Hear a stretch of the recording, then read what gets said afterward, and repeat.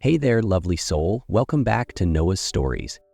Have you ever wondered if love could melt even the coldest heart? Today, we're diving into a tale where power meets vulnerability and obsession transforms into something far deeper. Get comfy. This is one story you won't want to miss. Night fell over New York in a hush of twilight lavender, painting the city in quiet hues of gold and gray. The skyline shimmered like a necklace of stars stretched across the earth. From the highest penthouse in Central Park West, the world outside seemed to dissolve behind panes of glass and an unsettling silence. There stood Iciest Thornwall, alone, his silhouette calm and motionless behind the frost-touched windows, a crystal glass of whiskey catching the last amber flickers of daylight. His eyes swept over the city's movements, not out of wonder, but out of habit. The habit of a man who controlled everything, a man who had built a real estate empire worth billions. But the one thing Iciest never owned was peace. They called him the Ice King, the man without a heart, ruthless in negotiations, feared in boardrooms, respected yet avoided. But behind that cold precision were wounds too deep to speak of. Elias's childhood had been a house of silence, where lullabies only existed before his mother learned what betrayal tasted like.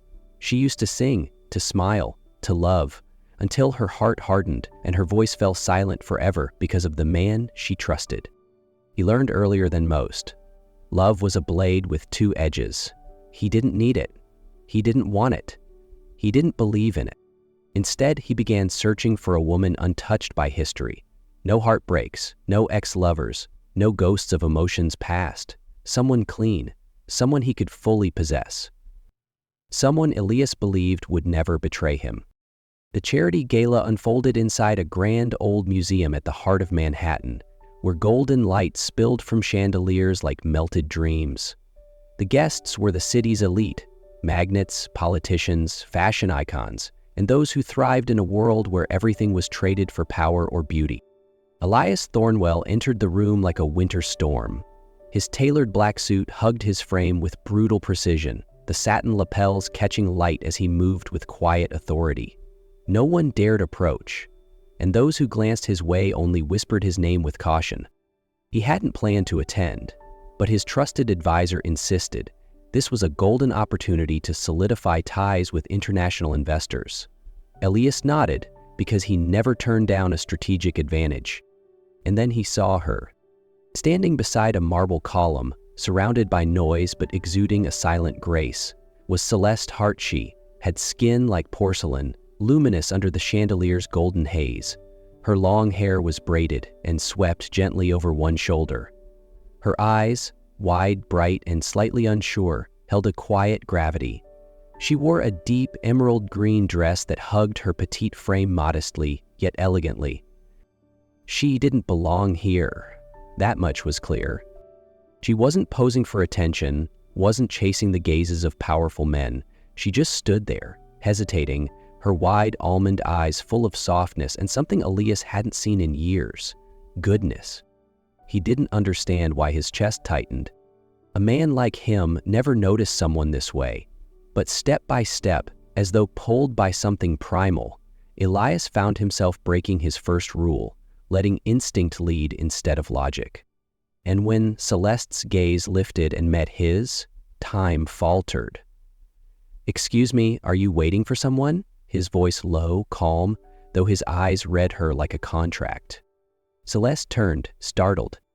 "No, just looking around a little," she replied softly, a nervous smile fluttering across her lips. Silence stretched between them.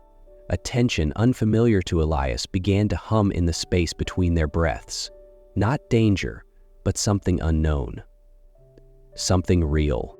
He studied her, every blink, every movement, and right there, in that charged moment, a decision formed inside him. She was the one. The woman he wanted. The woman he would have, no matter what. Iciest couldn't shake her image from his mind. The more time passed, the deeper it rooted, like a stain he couldn't scrub clean. He didn't understand why, and certainly wouldn't admit it, but every hesitant smile, every nervous glance from Celeste at the gala had carved itself into his memory. 3 nights later, Iciest ordered a background check.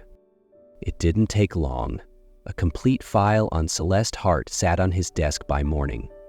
A senior art student, juggling 2 part-time jobs, one at a corner cafe, another at a tailor's workshop, trying to pay her mother's hospital bills and keep her younger brother in school. Her family drowned in debt. The apartment they lived in was crumbling. She wore softness on her face, but carried a world on her back. Elias read every word, his eyes darkening. He knew exactly what needed to be done. That evening, as the rain poured outside, Celeste heard the doorbell ring. She opened the door and froze. "What are you doing here?" she whispered. He didn't answer right away. He simply lifted the box and opened it. "Marry me," he said, voice low. "I'll fix everything." Celeste stepped back, her eyes wide. "I'll cover your mother's medical bills, your brother's school, clear every debt. In return, you'll be my wife." Her heart twisted painfully. This wasn't love. It wasn't a childhood dream of white dresses and flowers. This was a transaction, a price for her family's survival. And she knew she had no other choice. "All right," she said softly, eyes cast downward. "I agree." Elise gave a small nod, no smile. He slipped the ring onto her finger, her cold, trembling hand. And just like that, their marriage began. No love, no blessing, only coldness and quiet fear. They were married less than 24 hours later. The ceremony took place in an old cathedral on the Upper East Side, grand and cold, like a forgotten palace. Crystal chandeliers blazed above, candles flickering like dreams, her white gown trailing over marble floors. But neither of them smiled. Celeste stood at the start of the aisle, wearing a pure white lace gown, tailored to perfection, like a sculpture carved from silk. But her face was etched with quiet dread. Under the soft veil, her porcelain skin glowed in the light, but her eyes were heavy, as if she already knew there would be no turning back. At the end of the aisle stood Ilias Thornwall, tall, composed, like a statue made of stone. Black suit, crisp tie, unreadable eyes staring straight at her. No nod, no warmth, only complete possession. As Celeste walked toward him, Elias took her hand, cold, firm, unwavering. The vows echoed through the vaulted ceiling. She repeated them in a whisper. Elias spoke his part like he was signing a contract. No one cried, no one cheered. But when the minister declared them husband and wife, Elias leaned in and kissed her, not gently, not lovingly, but like a brand burned onto her lips, a declaration, "She's mine." After the wedding, a black limousine carried them back to the penthouse. Celeste entered the honeymoon suite with her heart racing, afraid, confused, but something else stirred beneath it all, unnamed and wild. Elias followed. He didn't speak. He simply walked forward, lifted her veil with one hand, his fingers brushing the curve of her spine through lace. "You're mine now," he whispered. And when he kissed her under the velvet shadows of the penthouse, the ice began to thaw, slowly, achingly, like a storm melting into spring. After that burning wedding night, something shifted, not outwardly, but in Elias's eyes. He was no longer a man who watched. He guarded. Celeste could feel it. Every morning when she opened her eyes, Elias was already awake, watching her from across the bed. He said nothing, just stared. Those dark, unreadable eyes held something else now. Obsession. He began rearranging his schedule, canceling meetings just to stay home and watch her paint. He never asked her to quit anything, but he never gave her true freedom either. Whenever she left the room, Elias knew where she went. If she smiled at the doorman, he'd be cold to her all day. If she received a message from an old friend, that phone would be gone by morning. Celeste began to fear his silence. He never raised his voice, never gave direct orders, but his presence controlled everything. "Are you watching me?" she once asked, gently, while standing near the window. Elias didn't deny it. He simply stepped closer, wrapped his arms around her waist from behind, holding her like porcelain. "You're mine," he whispered. "I don't share." The words made Celeste's heart race, not with romance, but with something deeper. something primal. What is love? Protection or prison? She didn't know, but the way Elias's gaze clung to her like a chain she couldn't remove told her one thing: she no longer belonged to herself. Celeste didn't know when Elias started being gentle, but she knew she had started waiting for his eyes each morning. The quiet tenderness Elias was learning, in whispers, in small habits, would soon be tested by something that tore through their fragile peace. It was the debut of the Celeste Collection, a show she had designed and organized herself, with Elias quietly supporting her every step. She stepped onto the runway in a cream-white dress, her smile blooming under the bright lights. Elias sat front row, his gaze warm in a way it had never been before. Until the lights went out. A small explosion crackled backstage. Screams echoed through the venue, and everything shattered. Celeste collapsed on stage, motionless, her white dress now stained with blood. Elias rushed forward like a man possessed. Sirens, medics, chaos, the world blurred around him. And Elias, the man once cold as iron, sat frozen on a hospital bench, face buried in trembling hands. He had once moved markets with a single call, destroyed empires with one command, but now, Elias Thornwell could do nothing but beg. "Please, don't take her from me," he whispered, forehead pressed to Celeste's cold hand when they let him into the room. "Please, just this once."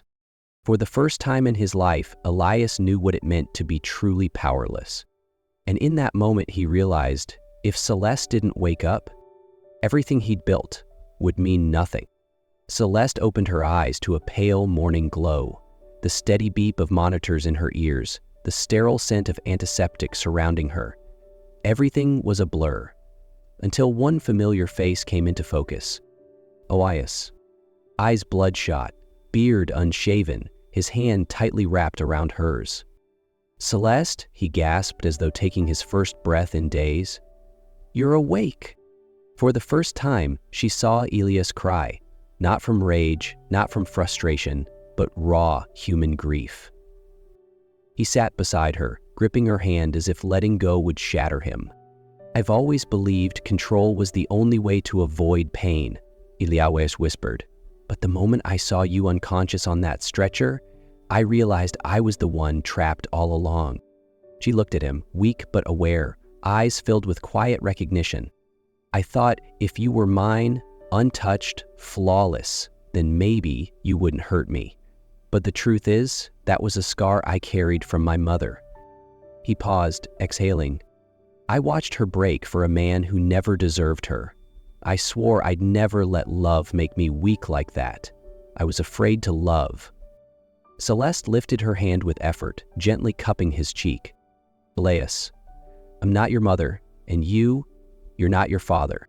Tears welled again in Elias's eyes. He kissed her fingers, then sank to one knee beside her hospital bed, pulling a small box from his wrinkled shirt.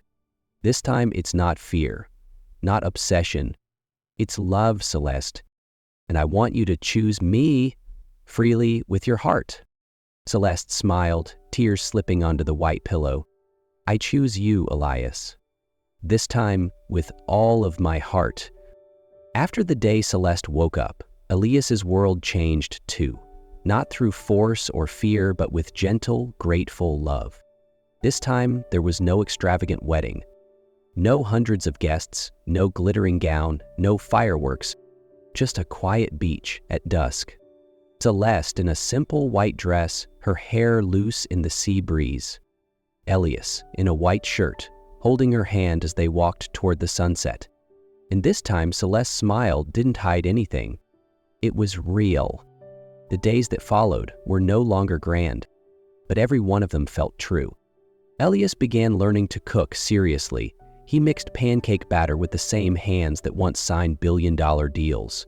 Celeste painted for hours in her studio and sometimes turned around to find Elias dozing off on the chair, one of her sketches still in his hands. They learned to love through the simplest things: holding hands in a grocery store, reading silently during rainy afternoons, watching the sun rise together when they couldn't sleep, Celeste now shone brightly in her own world, a rising designer with bold vision. She appeared in magazines, accepted awards on stage, while Elias stood just behind the curtain, his eyes lit with pride. He didn't need the spotlight. He only needed to be the man who stood quietly behind her. One evening, as they watched the sunset from the rooftop, Celeste turned to him, her fingers slipping between his. "Are you still afraid?" Elias smiled, gently squeezing her hand. "No," he whispered, "because I don't have to hold on to you anymore." You chose to stay. Life, after that quiet wedding, moved gently. No storms, no grand turns, just the kind of days that whisper softly and matter deeply. One morning, beneath a sky clear as glass, Celeste sat at the kitchen table, wrapped in the scent of toast and the hush of a morning radio. She placed her hand on her belly, her eyes shimmering. When Elias walked in, coffee in hand, she looked up, lips trembling. "Elias, I have some news." He didn't respond right away, just stood there for a beat, as if his heart was unfolding a brand new chapter. Then he set the cup down, stepped forward, and wrapped her in his arms. Gently, reverently. From that moment on, Elias was no longer the man who stood behind. He stood beside her not as a protector, but as a true partner. He built the crib himself, kept track of every appointment. Every night, he lay with his ear pressed to her belly, listening to the life growing inside. Celeste would laugh, brushing back his hair, and say, "You talk to our baby like you're negotiating a merger." Elias would only smile, but his eyes held an entire universe.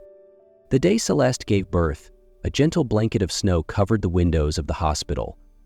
Elias sat beside her, never letting go of her hand through hours of pain and waiting. And then, when a clear, perfect cry filled the air, everything else ceased to matter. Their daughter, little Rosalie, was placed in Elias's arms.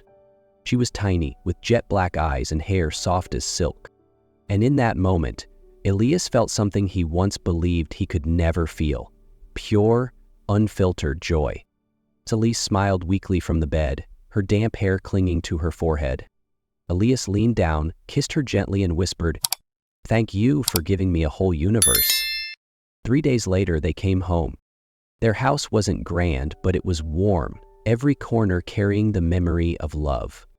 Celeste lay curled on the sofa, Rosalie asleep in her arms.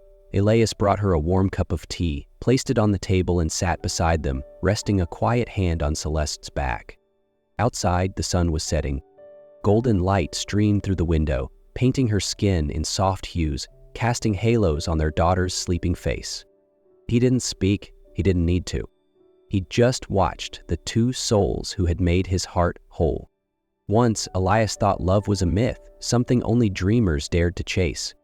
But now, as Celeste leaned against him and their daughter breathed quietly in her mother's arms, Elias knew. Love didn't have to be a vow shouted in a cathedral. It could simply be the woman he loved sitting beside him, and a child sleeping softly in her embrace. That was enough.